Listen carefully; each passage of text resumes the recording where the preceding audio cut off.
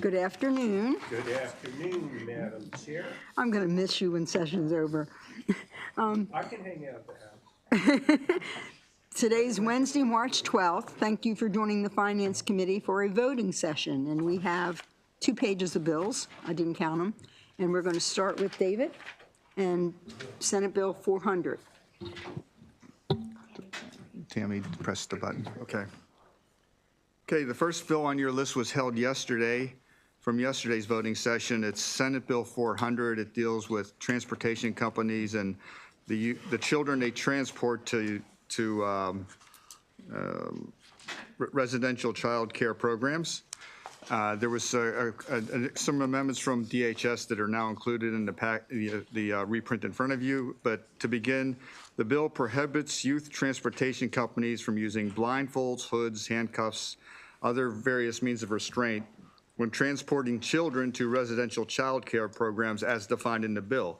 You have definitions of residential child care programs for in DHS, but these programs are defined a little differently for the purposes of this particular piece of legislation. The Attorney General is authorized to bring actions against the companies for violations of this act. There's a reprint in front of you with some amendments offered by the sponsor and from Department of Human Resources. If you go to page 2, you'll see that there's a definition of child added, and it does not include an individual in the care, custody, or guardianship of a local Department of Social Services. And that was asked for by the Department of Human Services. On the next page, 3 of 5 of the reprint, there's a clarifying amendment that substitutes children for youth. And then you'll see what a child care program is and is not for the purposes of this bill. And any facility that is operated by the state would not fall under residential child care program. On page 4, there is another technical amendment. They use person when transporting a person to a residential child care program. And the general provisions, person is broadly defined. This narrows it to child.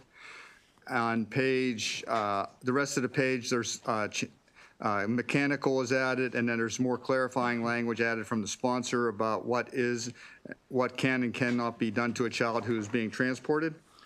And at the bottom, there's at the bottom of the page, after line 23, there's additional clarifying language that limits when restraints may be used. And Department of Human Services had they sometimes do transport children after the hours specified in the bill because of Child Protective Services. So in that instance, this bill would not apply to those transportation companies who are transporting children after the hours specified in the bill. And that's it for the amendments. That was also at the request of the Department of Human Services. That's it. That's it. So first, do we have questions? Senator Kyle? Thank you very much, Madam Chair, and thank you, David, for this. I forwarded you an email. I don't know if you had an opportunity to see it. That came from Disability Rights Maryland that had raised some concerns regarding the amendment that DHS had sent. Did you have an opportunity? I assume this is not incorporated in any of their requests. I looked at their amendment. I had a conversation with your aide, and their concern was it would exempt them out entirely from all the other standards that would apply to transportation companies. And according to their testimony, they still believe that their folks who are transporting children should be subject to those standards, but their issue is with the hours. So I believe, and we could ask for another interpretation. I believe it's narrowly enough crafted that it only applies for the hours requirement, not any of the other standards that would apply regarding what you can do and not do to a child who's being transported. Mm-hmm. Yeah, and looking what they said, I see that they wanted some sort of language that says, and the transport is necessary to avoid overnight placement in an unlicensed setting or to avoid a hospital overstay. In the event of a night transport, all of the requirements of the section will apply. So again, the concern with DHS is they have sometimes to transport these kids after hours. So I don't. At least what's here, you can hold it again, and I can. No, you know what? It's fine. Thank you. I think what we've done with it ultimately still covers what the intent was of the bill, really, and so it's fine. I appreciate that explanation, and I'm fine with it. Thank you.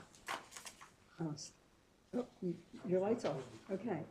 So Do I have a motion for the Senator Ellis and a second? Senator Jackson. All in favor of amended Bill 400, please raise your hand. Unanimous vote. Thank you. Okay, the next bill was held from yesterday. This is the governor's apprenticeship bill. It's Senate Bill 431. And I went over the bill yesterday, but I'll briefly summarize what it does. It creates three new functions within the Maryland Department of Labor related to apprenticeship. It establishes a Maryland Office of Registered Apprenticeship and Development. It establishes a Registered Apprenticeship Qualified Intermediary Program, a Maryland Apprenticeship Initiative Program and related fund. It also repeals the Youth Advisory Apprenticeship Advisory Committee. The bill also requires a 1-to-1 ratio journey worker to apprentice. However, the Maryland Apprenticeship and Training Council may recommend a deviation for non-hazardous occupations identified by the Maryland Department of Labor and consider formal requests for deviations for other occupations. You have another copy of the reprint in front of you. Most of the amendments offered by the governor, some in concert with the unions, are clarifying. And then there's a series of amendments offered by Senator Rosapep that actually changed the name of the incentive fund and the fund itself to the Maryland Pay Per Apprentice Program. And also, he offers an amendment to establish an advisory body to help advise the apprenticeship functions in the department, and it's going to be called the Registered Apprenticeship Development Advisory Board if you pass the bill with his amendments. Also, there was a mandated appropriation in the bill. That is struck, and instead it says for each fiscal years 2027 through 2030, this is on page 10 of the reprint, the governor may include in the annual budget bill an appropriation for the fund. Senator Ellis, you have questions? Yeah, Madam Chair. So it was Senator Washington who held this bill. Should we move this to the end of the calendar, or just I don't think so. okay? Just Senator Kramer? Yeah, thank you, Madam Chair. Madam Chair, I was sent yesterday some amendments from suggested amendments from our friends at the Maryland State and DC AFL-CIO. Is it possible if we can, when David is finished with the bills that he has, I just don't know. He mentioned that there's a number of amendments that were adopted that came from our friends in labor. Would it be possible just for David to take a look at what I received, and then that way I could have some feedback as to whether they've been incorporated or not? You said, I've already done that, and yesterday when I was going over the reprint, I identified where they adopted some. The main one they want were not adopted or addressed by the governor's amendments. I'm sorry. The main amendment, the main thing they want was not addressed by the governor's amendments, which is striking the ratio language. That's still in there. pardon me? Who's the they? The AFL-CIO? Yeah, organized labor. Yeah. Okay, so I'm looking at what I received, and it says on pages 3 to 4, strike lines pertaining to required minimum That ratios. was, yeah, that's their main concern is the minimum ratios. Is that something that we could consider as an amendment, Madam Chair? We've actually talked about it for a great deal with, some of the administration, the representatives for the governor, and they feel pretty strongly about the language in the bill as it is now. But he can offer it if he wants. I mean, you can offer it. The problem is they want every apprenticeship to be 1-to-1, no matter what. And so some apprenticeships obviously are more hazardous, like plumbing, electric, even construction. You need 1-to-1, but there's other apprenticeships that you can have multiple people. And so we don't really want to narrow the bill by saying you can only ever have 1-to-1. Has there been any consideration as to whether there is a middle ground?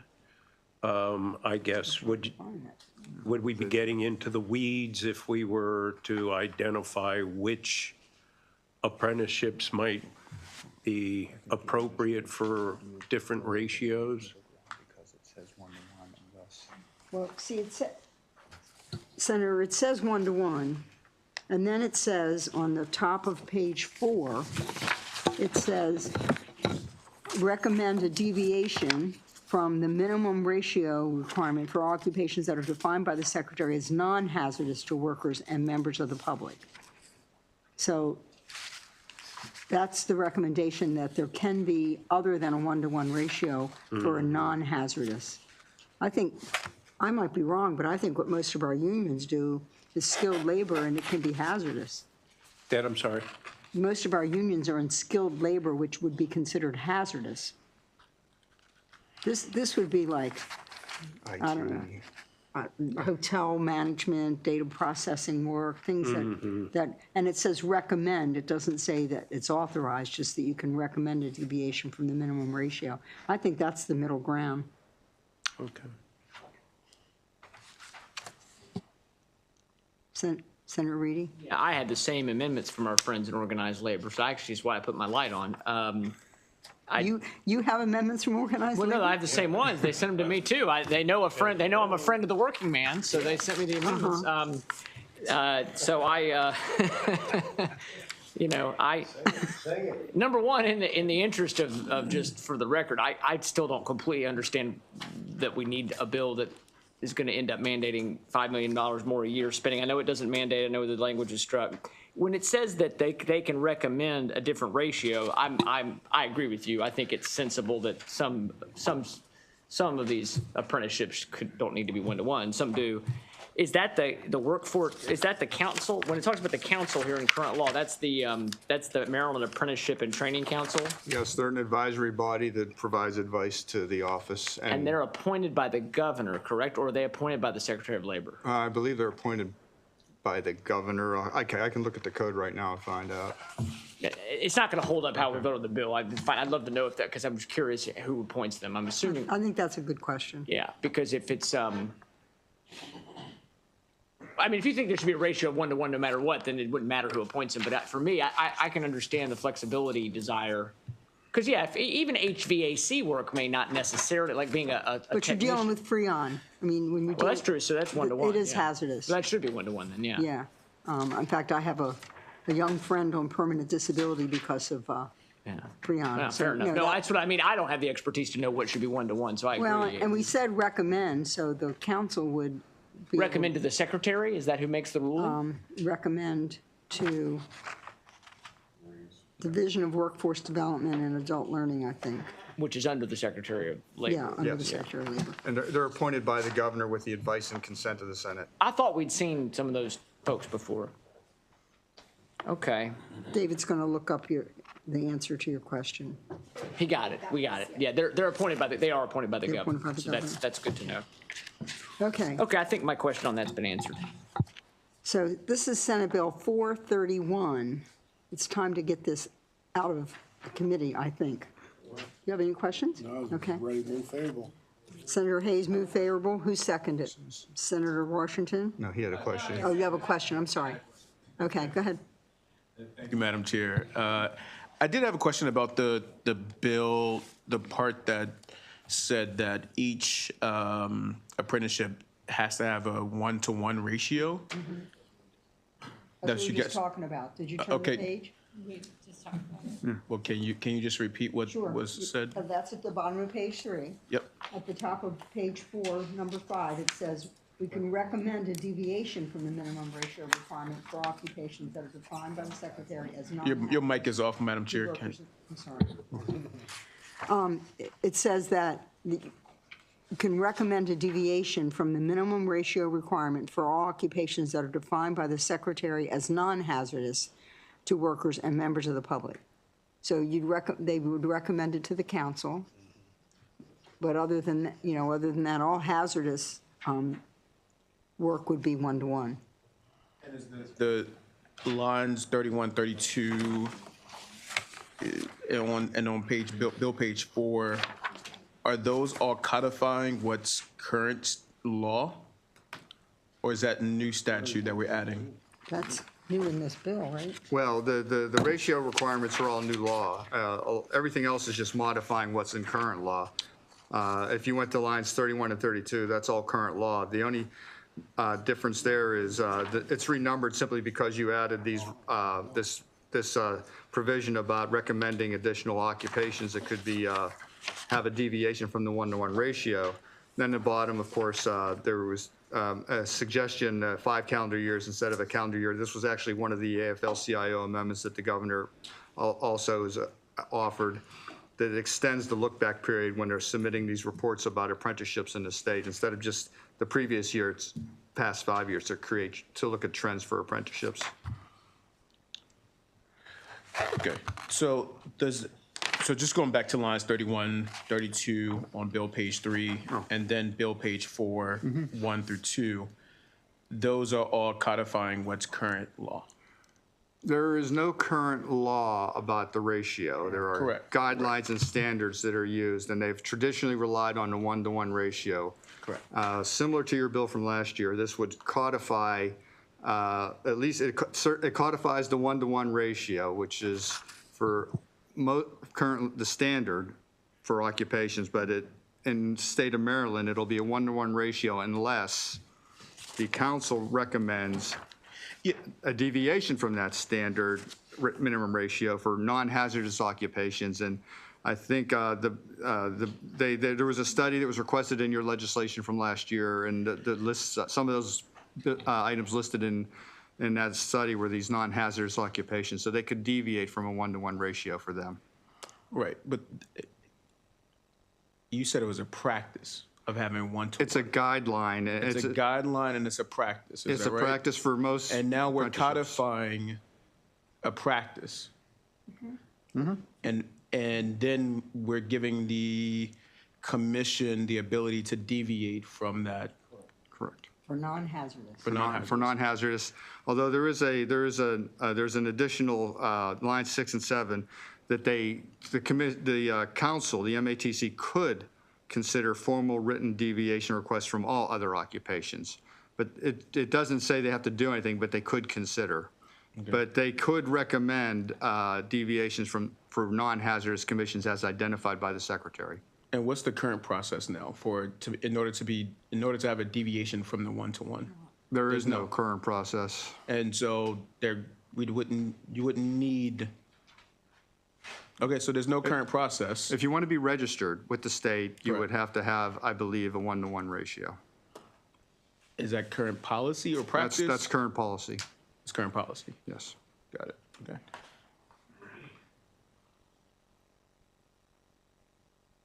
And so, okay. Yeah, I guess for me, I'm just having some angst about codifying it where it doesn't need to be codified. And, because the idea last year was to conduct a study, determine whether or not we need to have some of these deviations from the 1-to-1 practice. And then right now, we're just codifying it now. So I guess I'm a little concerned that we're going in this direction.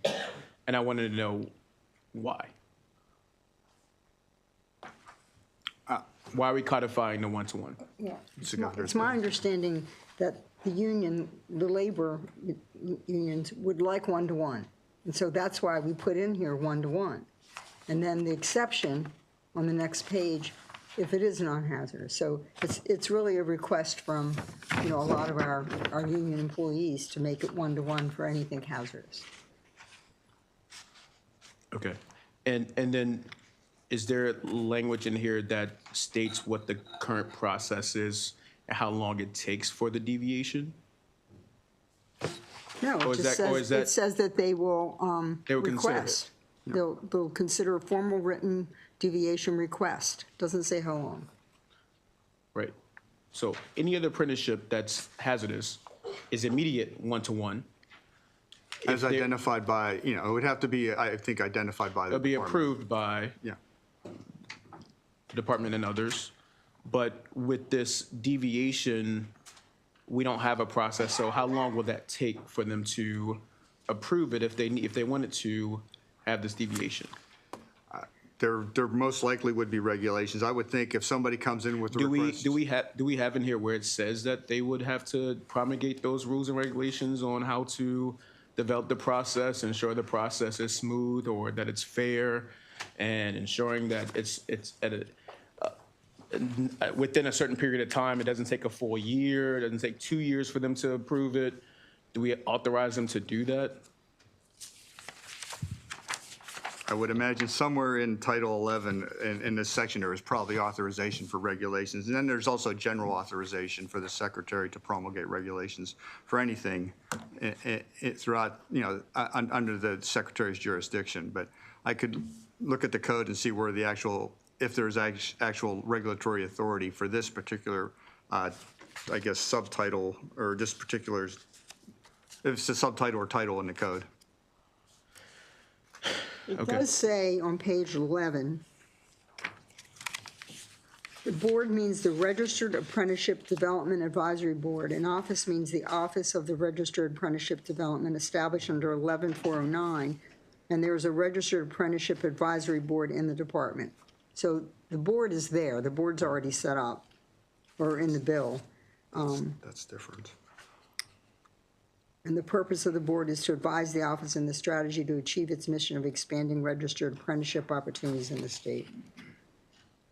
Looks like there's an opportunity for you to serve on a board, Senator. I'm sure Jim Rosenpep would love to have that position versus me. But I'll take you up on that, Madam Chair. I'm just concerned. I'm concerned that it could be a lengthy process, knowing that the opposition is there for these 1-to-1 ratios, and there's nothing in there that says that they shall promulgate regulations that makes it fair for these non-hazardous ones. I know there's some opposition to having that ratio increased for non-hazardous apprenticeships. And knowing that here in the state, we are, our major goal is through Blueprint, is to ensure that we have, more accessible apprenticeships by a certain period of time for students. And so I'm concerned that that could hold us up and put us in the same situation that we're in which a bill last year, we tried to at least speed up the process. And so I wondered if we could potentially add some language in here that says that they have to promulgate rules and regulations on how to approve these, and the secretary shall do that. Senator, today's Wednesday. We have to get this through second reader and third reader by Monday. So if we hold it another day, we're not going to have it ready till Friday. So if it's that important, draft your amendment, but I can't guarantee we're going to get the bill passed.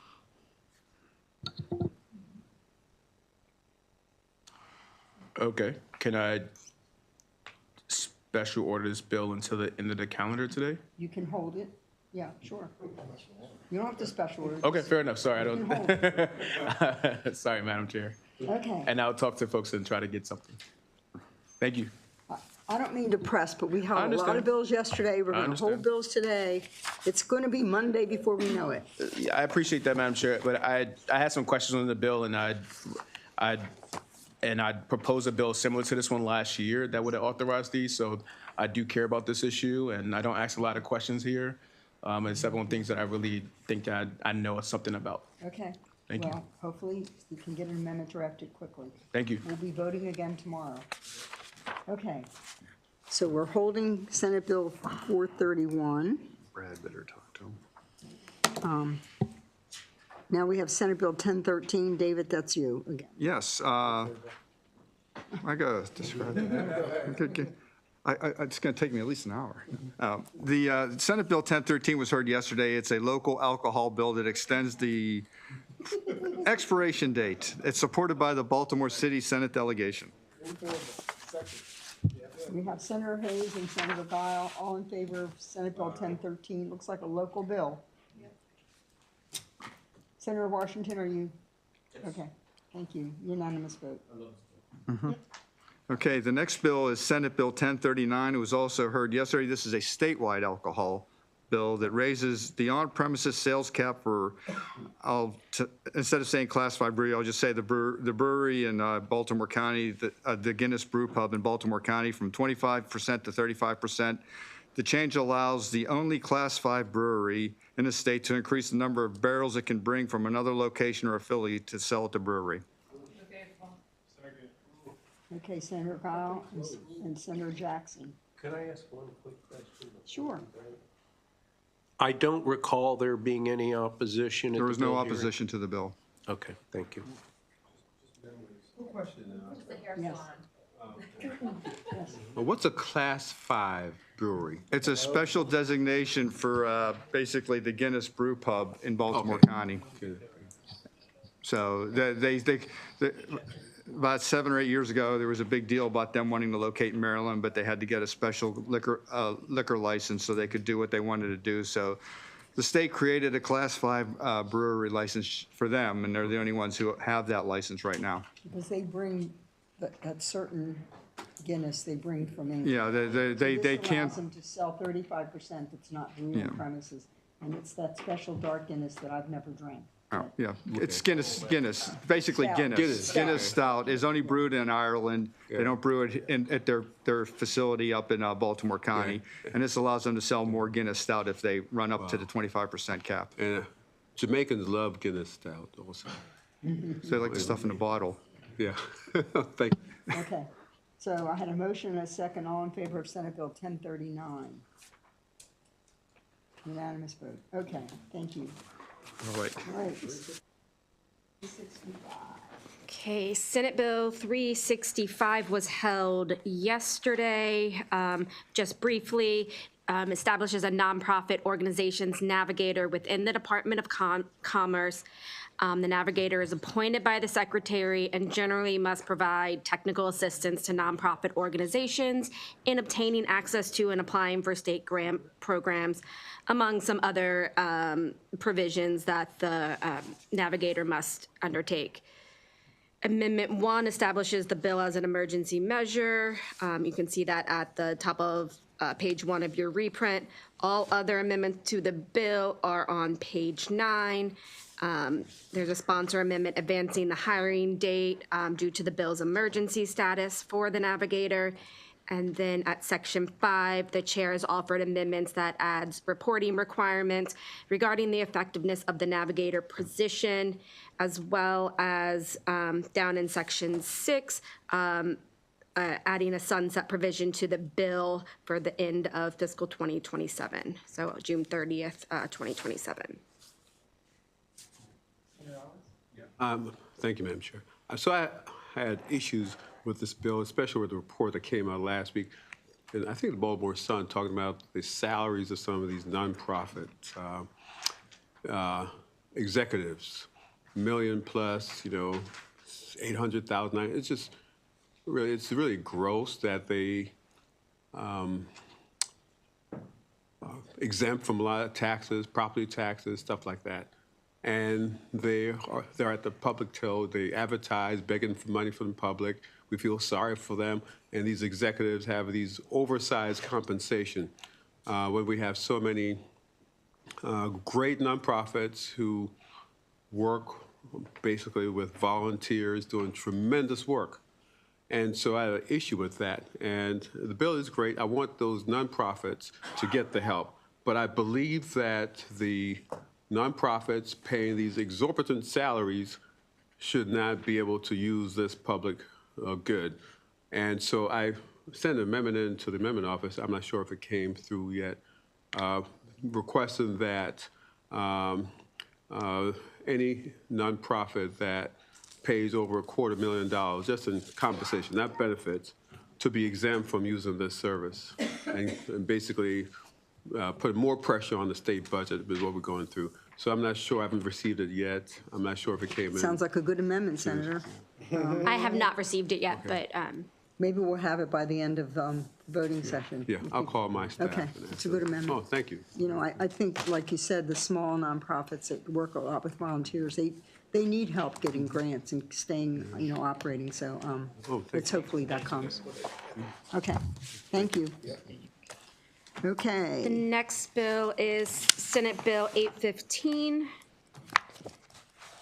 which makes several alterations to existing statutory provisions that prohibit certain executive departments from denying an occupational license or certificate to an applicant solely on the basis of the criminal history of the applicant, unless the department makes a specified determination after the consideration of certain factors. The bill's changes include limiting application of the statute to the Maryland Department of Labor only, applying the statute to all ex-offenders, not just nonviolent offenders, prohibiting Maryland Labor from requiring an applicant for an occupational license or certificate to disclose specified criminal history information as part of an application, with an exception for crimes of violence, and expands the list of factors for consideration.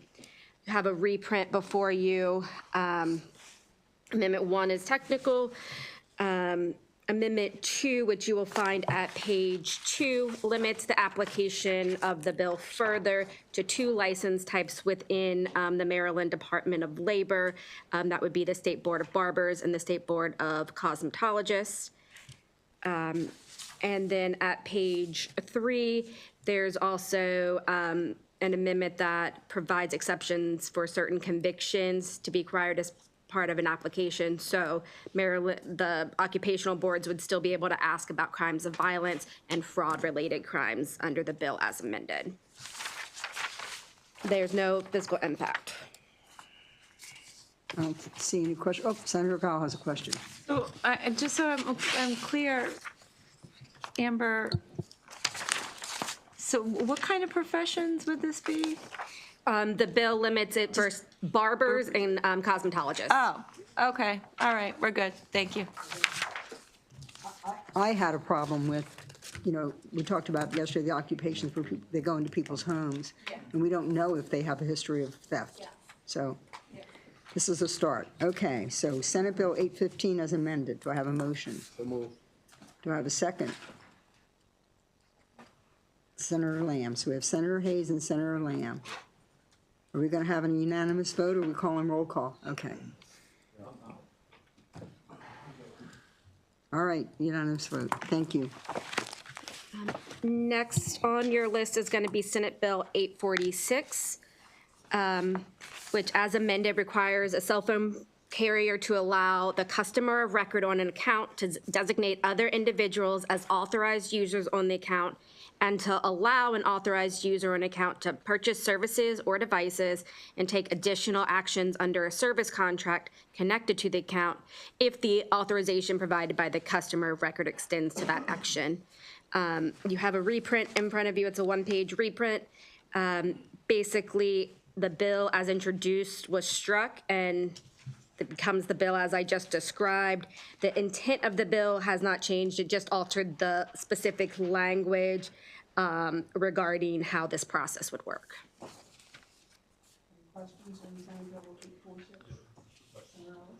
So, Member, I'm sorry. I sat through that bill hearing, and Senator Hillman talked about people can't go, and so with the striking of the original language and with this new language, will say someone be able to go and get their own account, or? So a person can get their own account now.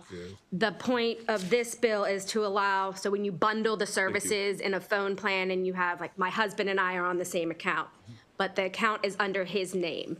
If I go to the Verizon store to buy a new phone, I cannot do that without my husband being present because his name is on the account. This would change that and allow authorized users, which I am an authorized user on the account, to do those sorts of actions independent of the account holder. So it's when there's multiple lines on the same account. So that will happen with this Correct, revised, that's what this bill okay. requires cell phone carriers to allow an option to do that. And It's that's, not, I'm sorry. go ahead, Senator Ellis. And that's the intent of the bill sponsor? Yes. Okay, we just use different language to get there. Yes, you're using different language. This was new language worked out with phone carriers. The way the bill was Okay. initially drafted, there was an issue, but as amended, there's no fiscal impact and there's no opposition. Okay, wonderful. Move favorable, Madam Chair.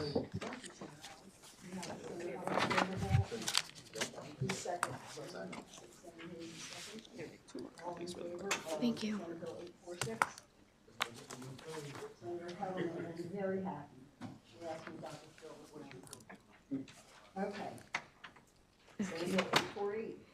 Senate Bill 848 was held yesterday for the purposes of amendments. I will briefly describe, this is the Public Health Abortion Grant Program and Fund established within the Maryland Department of Health.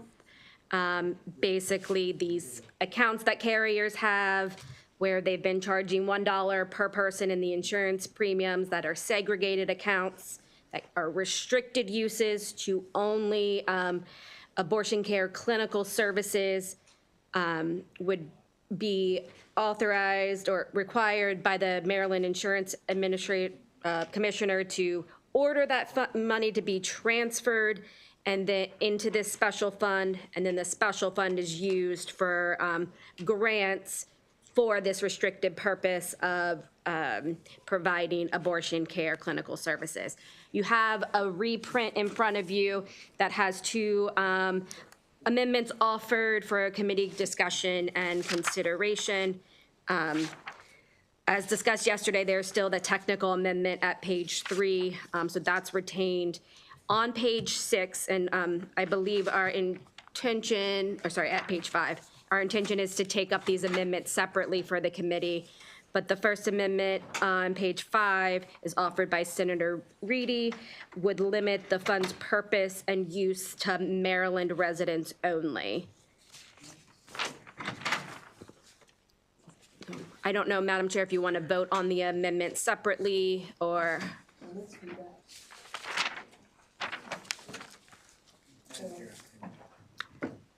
Before we vote on the amendment?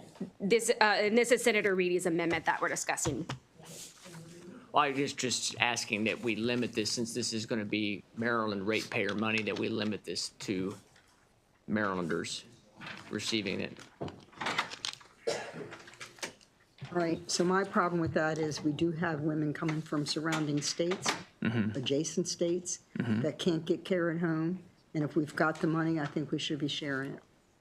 Just personal opinion. Senator Hayes? I was going to ask council if who's the bill sponsor on this? Oh, yeah.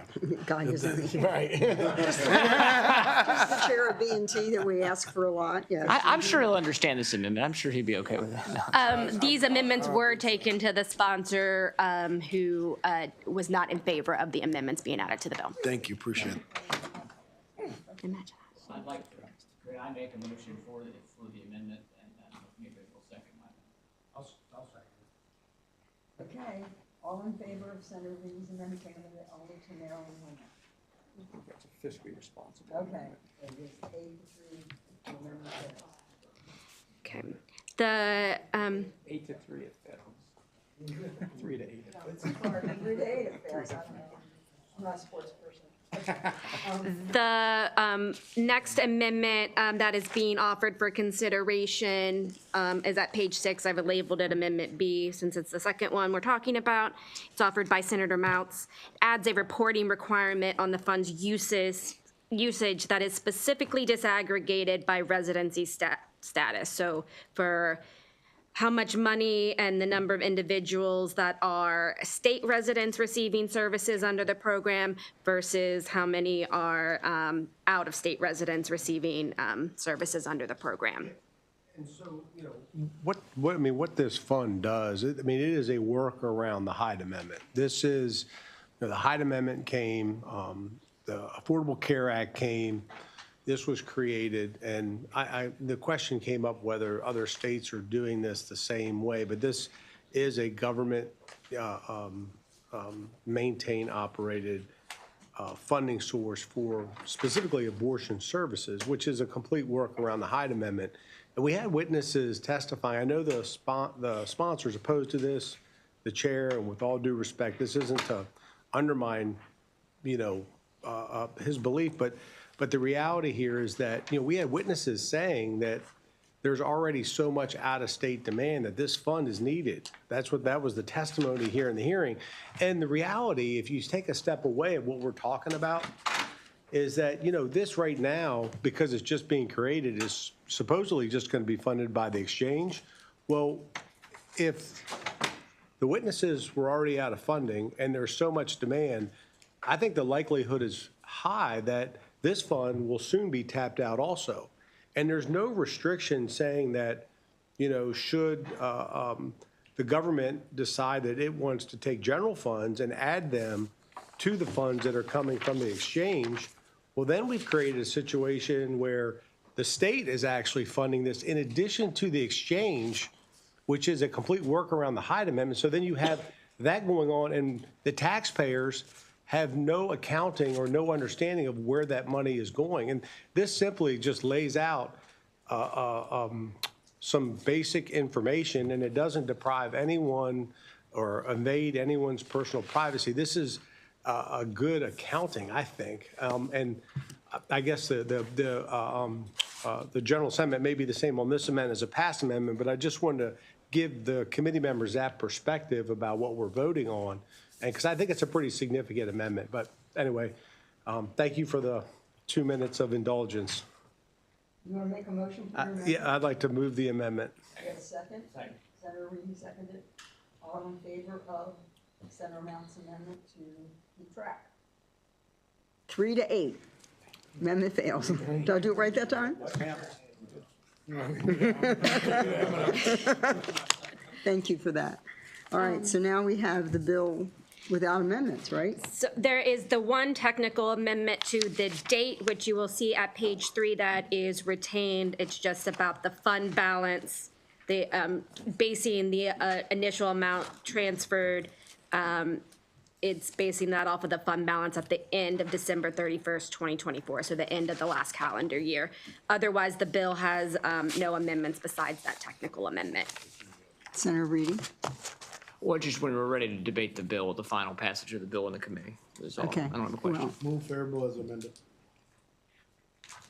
second? Second. Okay. We have Senator Hayes and Senator Guile. You are welcome to debate.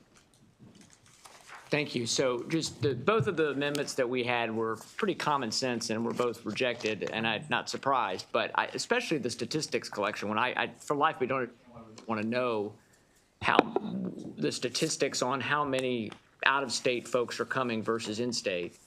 And to speak to the issue of whether it should only be for people in the state or not, again, yes, a lot of people may be coming from another state, but this is our Maryland dollars. This has been taken out of Marylanders' pockets. And people coming from out of state very likely have the resources to pay to afford their own abortions. And if they don't, again, our priority should be state people if we were going to do it at all. I'm not for doing it at all, obviously. But to me, I wish there's a little more consideration for just some common sense, at least data collection. But obviously, I'm going to be voting no on this. And I think it's interesting. We really struggle to attract jobs and economic development in the state, but we don't really rush through policies that would help relieve the burden on job creators much. But this one, we're going to definitely rush through. So my vote will be no. Any other discussion? We have a motion and a second. All in favor of Senate Bill 848 as amended? Now I can say 8-3. 8-3. Thank you. Do you want to call roll, or do you know who the three are?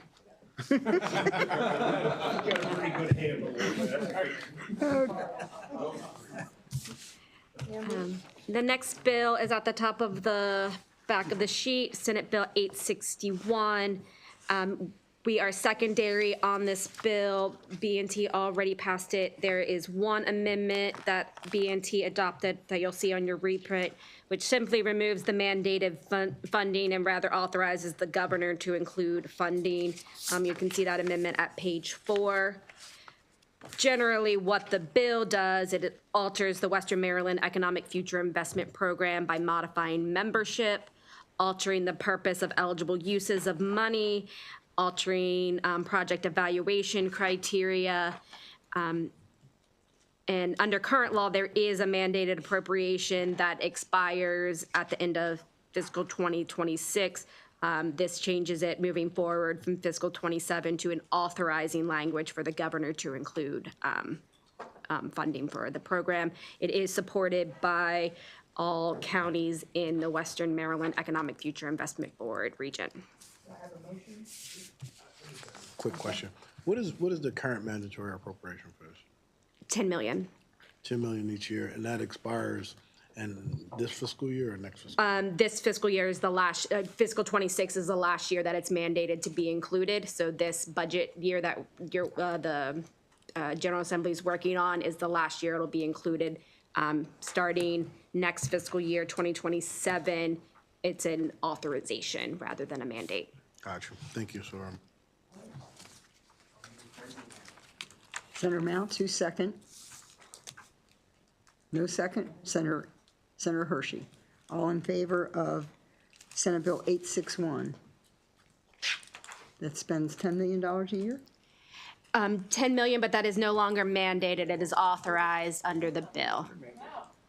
It wasn't mandated, but now it's. Yes, it's now an authorization. Changed from It's not required. shall to may. Right. That's good clarification. You know, I won't say what I'm thinking. Okay. Economic development, though, that's job creation. Good They thing. need to save some money. All right. Just make it shot. I think the sponsor of our prior bill may have a little control over that. Senate Bill 922, And the member that's on that. Business Regulation Travel Services Surety Requirement. Senate Bill 922 as amended requires specified sellers of travel services and independent agents to annually file with the Maryland Department of Labor proof of professional liability errors and omissions insurance in amount of at least $1 million. Maryland Labor must provide reasonable notice of the requirements of the bill to consumers, enforce the bill's requirements, and adopt regulations. The bill also establishes a special fund to retain fees collected by Maryland Labor under the bill in order to fund the ongoing implementation costs attributable to the bill as calculated annually by the Labor Secretary. Maryland Labor must then establish fees based on the Secretary's annual calculations. In your reprint for the amendments, you'll see on page 1, and these amendments were offered by the sponsor, first establishes the special fund that will hold the fees collected by Maryland Labor under the bill. At the top of page 2, the Labor Secretary is required to annually calculate the costs of the bill and establish fees through regulation to cover the costs of the estimate. However, the fees may not be increased by more than 12.5% of the existing and corresponding fees of the department on an annual basis. So that's a limit on how much the fees could increase each year. The next amendment you'll find is at page 4. Basically, the bill was striking language regarding financial security and instead requires proof of insurance, the errors and omissions insurance. And then down at line 16, an amendment discussed with the sponsor at the recommendation of council excludes agents that are employed by a seller of travel from the filing requirement and clarifies that the annual filing fee is $300 until Maryland Labor sets another fee based on those annual calculations.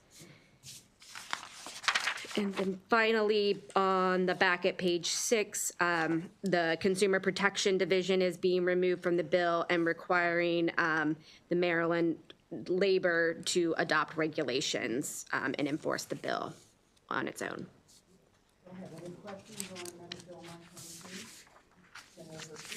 Thank you, Madam Chair. There is a letter of opposition from American Society of Travel Advisors, and they talked about the specific incident, and I remember when the individuals came in. But they, in a sense, had said that they're concerned about Maryland adding its own regulations to something that is done obviously throughout the country, and also talked a little bit about the fact that the operator that was in question was not in good standing in the state of Maryland, and almost kind of said that the state was at fault for not enforcing some of its own regulations that are currently in place. So one, did any of their concerns get addressed? And two, is this really necessary that we move forward with these types of regulations? If I may defer to the bill sponsor on you. those amendments. I don't believe that those requests were incorporated in this. I mean, I know that this is a tragic incident, and the hope is to prevent such. I realize that this was one specific travel operator, but the hope is that to prevent future incidents, even if there are travel operators that are properly registered by the scheme that this would set up. So, anyway. Can I make a comment? Sure. We've used travel agents for a long time, like more than 25 years. I've never had a problem. Our reservations are always there. If we've had an issue, we call back and they can handle it. We buy insurance just mainly because if we would need to be brought back home in an emergency, we can get home. But I do think this was a rare case. I haven't heard of any other cases like this. And it was really sad. I absolutely agree. This was a really sad story, but I think that we are penalizing everybody because of one really bad actor who wasn't even in good standing. Correct. So chances are they wouldn't even have bought the license because they weren't even paying their personal property tax in the state of Maryland. Can we hold this bill? We can hold this bill. Yes.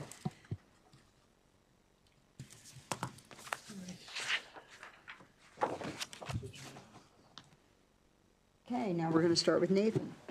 Thank you, Madam Chair. The next bill, this was one that was held some weeks ago, Senate Bill 495, as shown in the reprint before you, alters the authorized uses of the opioid restitution fund to include providing funds for operating expenses and personnel costs for investigations, enforcement actions, and other activities of the Opioids Enforcement Unit of the Office of the Attorney General. There's an amendment on page 3 of the reprint that requires the Office of the Attorney General to submit an annual report on the activities of the Opioids Enforcement Unit and then sunsets the bill after 4 years. Do I have any questions on the opioid restitution fund? Senator Hayes.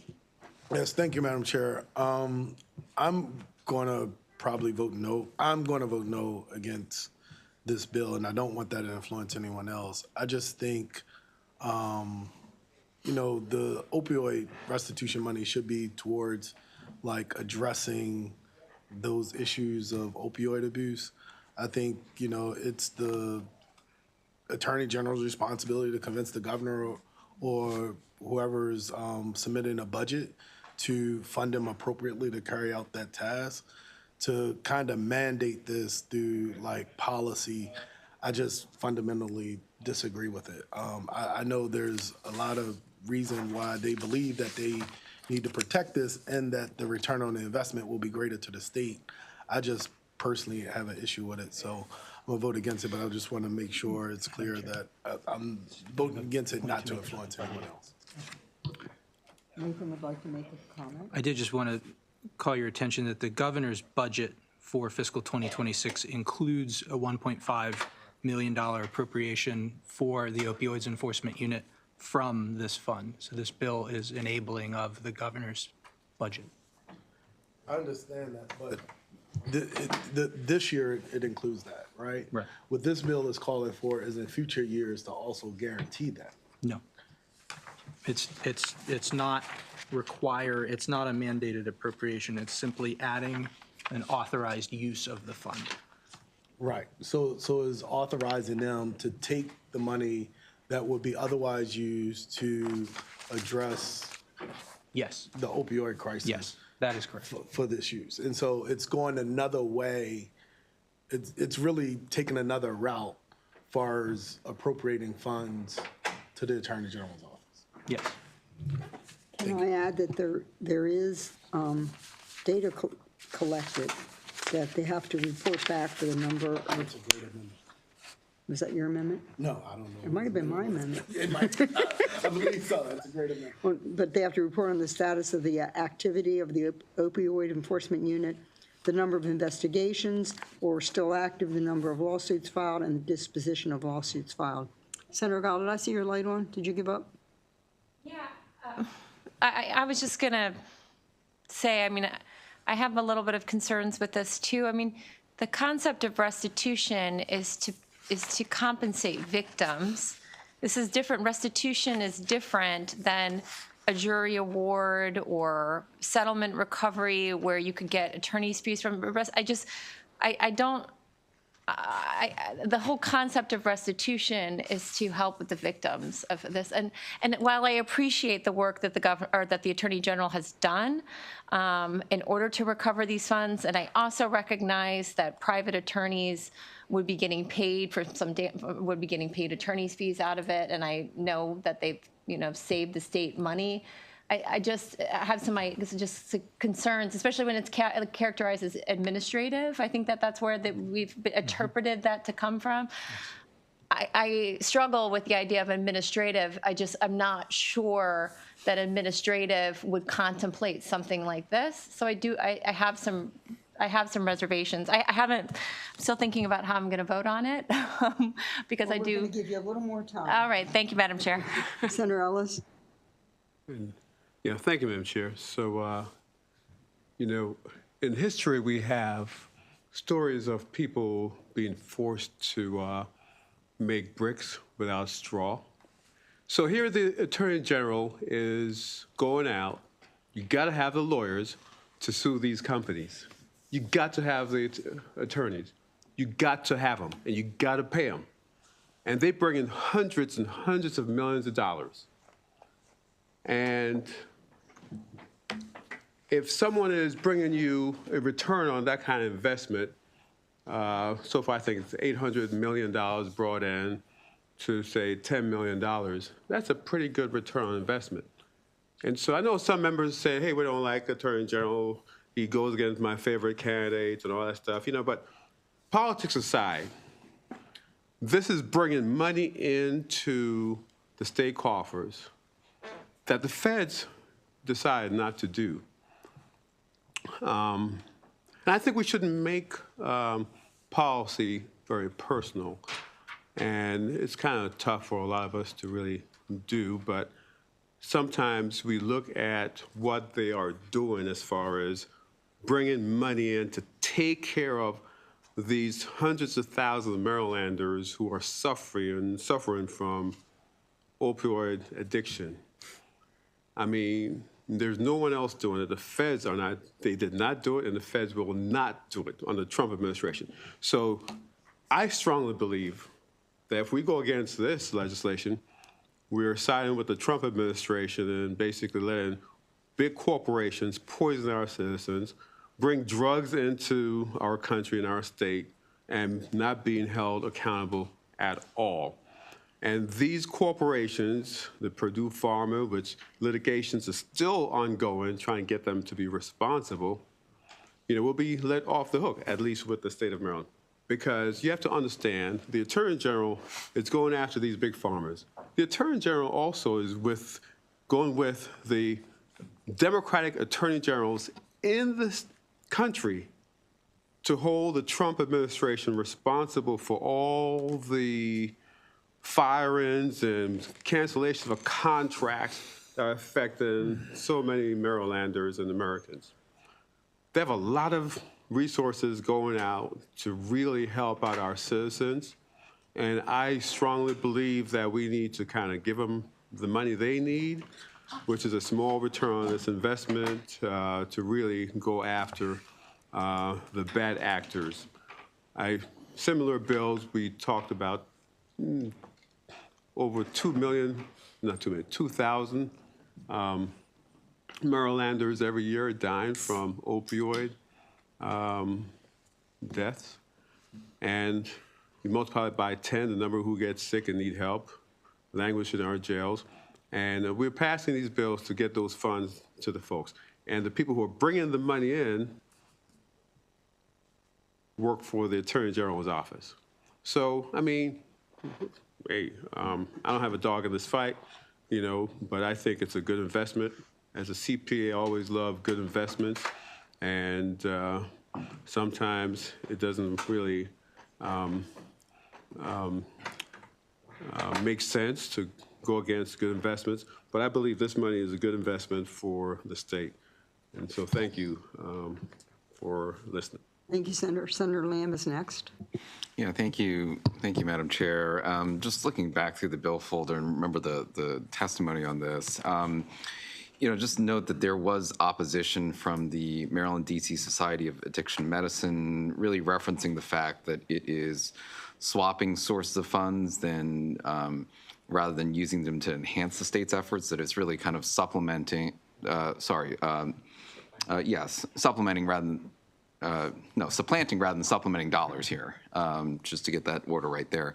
And so share some of the concerns that the vice chair had with this. Also note that looking from in the bill folder, a letter of information from Hopkins, and if you actually read through it, it sounds more of a letter of concern, that there are many experts that have worked on the opioid restitution fund and testified, many of whom are at the School of Public Health, some folks who I know, and they had come up with some kind of guidance for principles of how these funds should be used.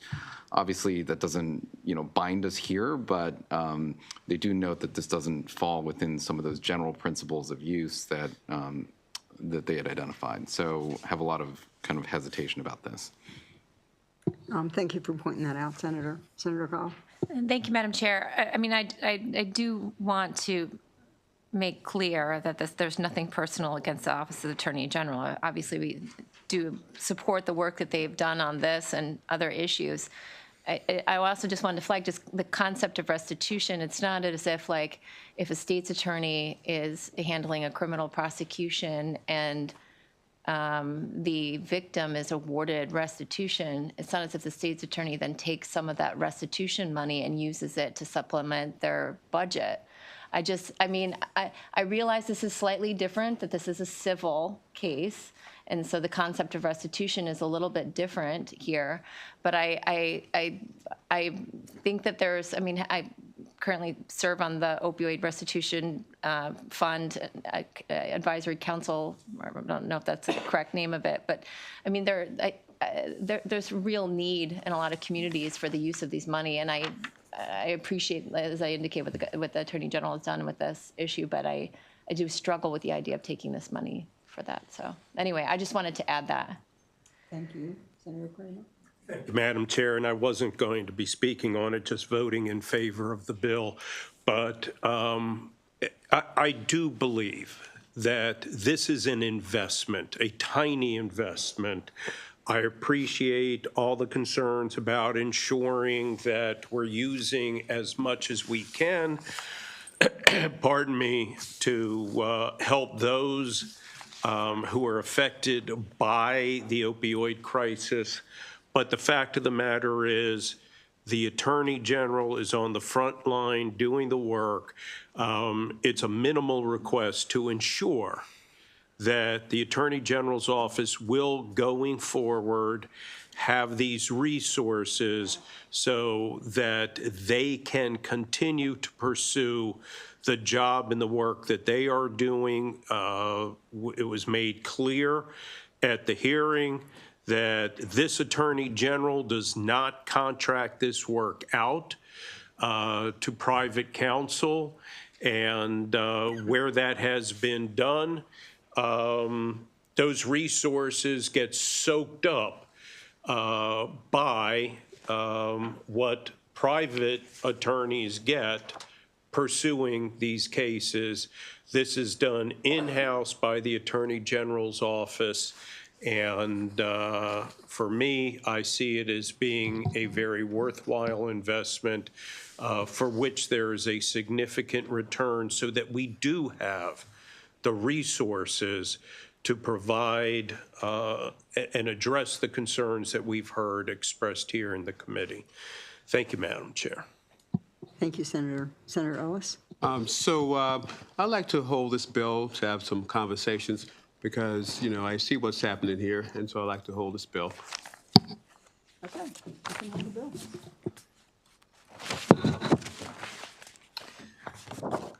Up next then is Senate Bill 790, which as amended requires the Behavioral Health Advisory Council and the Commission on Behavioral Health Care Treatment and Access through a specified work group that already exists under the Commission and the Council to provide recommendations to implement specified early and periodic screening, diagnostic, and treatment requirements.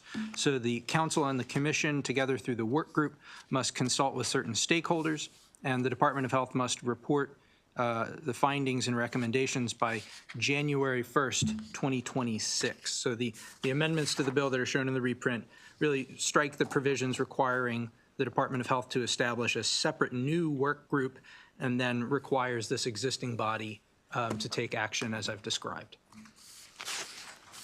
Do you have any questions? Do we have a motion on Senate Bill 790 as amended? Second. Senator Lamb and Senator Hayes. All in favor of Senate Bill 790? Unanimous vote. Thank you. Next is Senate Bill 849. So B&T is primary on this bill, and it was voted unanimously with the amendment that I'll describe. And so Senate Bill 849, as amended, increases the amount that the governor may, again, it's permissive, may include in the annual budget for the Professional and Volunteer Firefighter Innovative Cancer Screening and Technologies Program from at least $500,000 to at least $3 million. The Secretary of Health is also authorized under the bill to use up to 20% of the program funds to support research centers, including specifically the University of Maryland Institute for Health Computing, in collecting, analyzing, and processing program outcome data to assess and improve the effectiveness and clinical utility of the. Do I have a second? Second. Okay, we have Senator Kramer and Senator Reedy. All in favor of Senate Bill 849? Yeah. Good idea. Save face. Unanimous vote. Plus, I need that money for one of my bills that I put in. They could use. Yeah. And then Senate Bill 900. Yes. Next is Senate Bill 900, which, as amended, alters the program and reporting requirements of the crisis response system. And so each crisis communication center must coordinate with the National 988 Suicide and Crisis Lifeline to provide the Lifeline's full range of services, including supportive counseling, suicide prevention, crisis intervention, referrals to additional resources, and direct dispatch or warm handoffs to administrative services. Additionally, each crisis communication center must provide an evaluation of outcomes of services in each jurisdiction or region as specified. The data that is derived from the evaluation must be collected, analyzed, and publicly reported, again, in the bill as amended, beginning in 2026. So you'll see the change to the date of reporting on page 4 of 5 in line 25. So the amendment clarifies the distinction between the Maryland and National 988 entities. That's on page 2. It adds Maryland 988 call, text, and chat centers that they must coordinate with mobile crisis response and stabilization and other immediate services, and then refines law enforcement engagement data elements and the vehicle for consumer experience reporting. I have a motion for Senate Bill 900. Thank you. Do I have a second? Second. So that was Senator Hayes and Senator Reedy was first, your primary, and Senator Hayes was second. All in favor of Senate Bill 900? Unanimous vote. Senator Gile already asked to hold Senate Bill 919. There's some amendments being worked on, correct? And then Senator Ellis is going to share some of his amendments that he has on the porta potty bill. Oh, my light came on. Miracle. Yeah, so basically, it's the health department amendments, and I've talked about that they sent in health department environment. I broke it out one by one, and everyone have a copy of them. And I think some of them are reasonable, and some are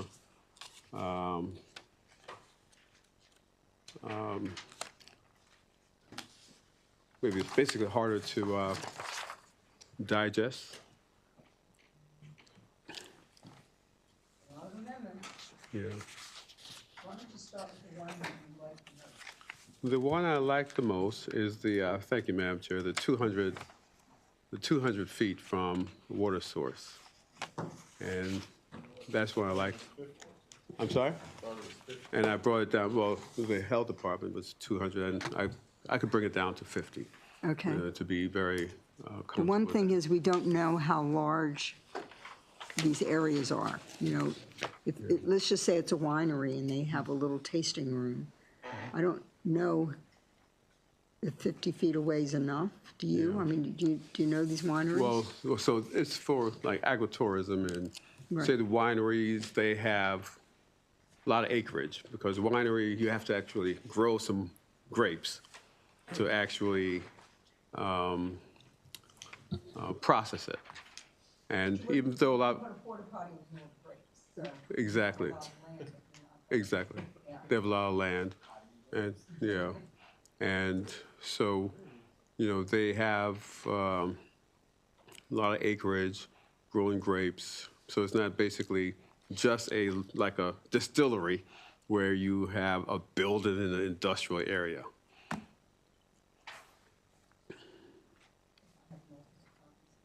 Yeah, it's multiple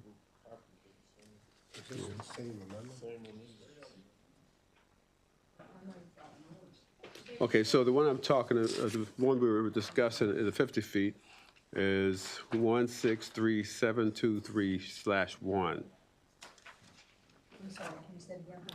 It's 163723/1. So this means, it's about striking the other, it's striking the other water street. It's in a different place. It's just technical, yeah. And so, yeah. Could we do 25 feet? 25 feet? Sure. And then can we take out the food preparation area? Because it doesn't mean that there's water at the food preparation. Sure. area. So 20, pardon me? You're right, they're not related. Yeah. Yeah, we can take that They out. sometimes have public water, sewer even in some of the places. Yeah, some of the places do, but in a lot of, they don't, because they're rural and they don't bring the sewer, the water all the way down. Yeah. Senator, I understand your concern about the environment, but all those ones you read today, the sewage spills, were all because the county didn't do their job. They were Yeah. all negligence of the county. That's not a porta potty. Yeah, I understand what you're saying. and And I I don't want people to don't- blame, I'm sorry, Mother. I would say, I don't think that there's been any issues with the porta potties, but I understand that you're being cautious. I think I could live with 25 feet and take out the food preparation area. I don't know if anybody else has a comment or feels that way. Yeah, I could live with that also. You can live with that? Yes, ma'am. Any other comment? Move favorable on the amendment. Okay, so the amendment is 25 feet and take out food preparation area. What is it? Take out food preparation. Yeah, I'm trying to look through this. This one right here. no, Yeah, this water source. that's what we're saying, take it 25 out. feet and take out food preparation area. Senator Ellis, can I get a second It's on not, that? this is amendment. That's a This is the amendment. Adding it to the bill. Yes, exactly. So the bill said what? Senator Mounts, you don't want food preparation back in. Senator Ellis, can I get a second on my favorable? Yeah, I second that. Okay, Okay. thank you. Can we call the roll on Amendment 723 as verbally amended? 25 feet and removing food preparation area. Can we do a roll call? Vice Chair Hayes? Yes. Yes. Senator Kramer? Yes. Yes. Senator Reedy? Yes. Yes. Senator Ellis? Yes. Yes. Senator Mounts? Oh, yeah. Yes. Senator Jackson? Yes. Senator Washington? Yes. Yes. Senator Guile? Yes. Senator Lamb? Yes. Senator Hershey? Yes. Madam Chair? Yes. Yes. Do you feel better? Are we okay? I feel much better, Madam Chair. I'm smiling now, Now- even though now- I paid another price, but anyway, I understand. So, well, you offer that on the floor tomorrow. On the floor tomorrow. Yeah. So Or tonight. procedurally, do I have to You have to request another amendment. request another amendment? Yeah. Just request another amendment, it's, exact, and tell them right. what you want, and they'll Okay. have it ready for you. Yeah, okay, great, thank you. You're welcome. Do I have anything else to have in front of the committee? If we held your bill out of request and you need to work on it, get the work done, we're going to vote again tomorrow in between sessions. So 2 sessions tomorrow? I know it's at least one long session. It depends how much debate's on the floor.